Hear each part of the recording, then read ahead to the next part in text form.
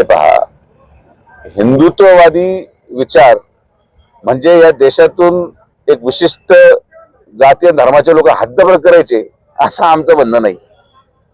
आम्ही कुठल्या धर्माच्या विरोधात नाहीये.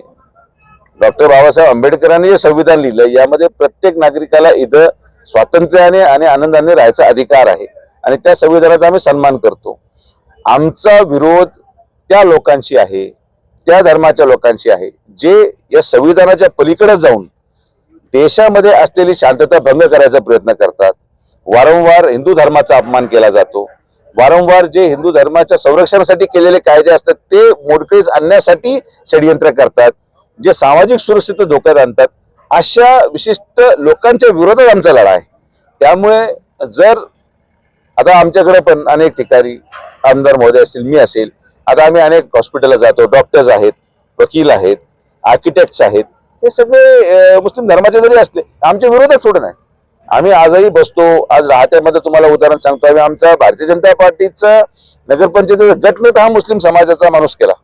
त्यामुळं स्वच्छ विकासात्मक दृष्टिकोन ठेवणारे, चारित्र्यवान असणारे आणि संविधानाचा सन्मान करणारे मुस्लिम समाजाच्या लोकांना बरोबर घेण्यामध्ये आम्हाला कुठलीही आपत्ती नाही.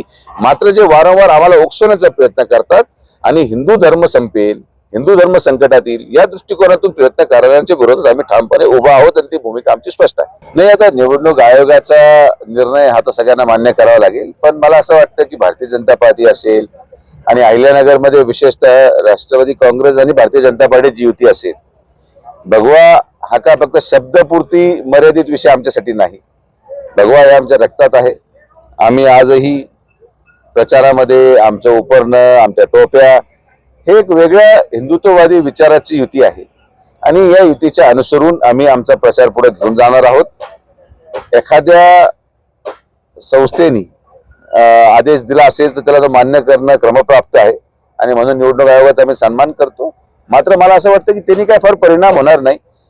भगव्याची व्याख्या ही अहिल्यानगरमध्ये अधोरेखित अगोदरच केली गेलेली आहे. संग्राम भैयांच्या माध्यमातून असेल, आमच्या भारतीय जनता पार्टीच्या पदाधिकाऱ्यांच्या माध्यमातून असेल. त्यामुळं कुठला शब्द नसेल तरी सुद्धा लोकांना मनोमनी माहिती आहे की आज अहिल्यानगर शहर सुरक्षतेच्या दृष्टिकोनातून या युतीला मतदान टाकणं किती आवश्यक आहे हे जनता जाणून आहे आणि त्यामुळे निकालामध्ये आपल्याला या गोष्टी स्पष्ट दिसून येतील. नाही, आता आमचे आराध्य दैवत छत्रपती शिवाजी महाराजांच्या बद्दल आक्षेपार्ह लिहिलं गेलं यावर सर्वात प्रथम भारतीय जनता पार्टी आणि संघटनेनेच तो आवाज उठवला होता.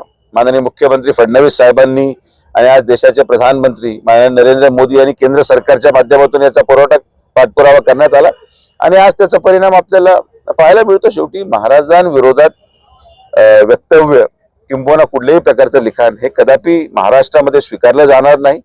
महाराज आमचा स्वाभिमान आहेत आणि आम्ही आमच्या स्वाभिमानाचं संरक्षण आमच्या परीने आमच्या एक शुद्ध नागरिक म्हणून करू शकतो.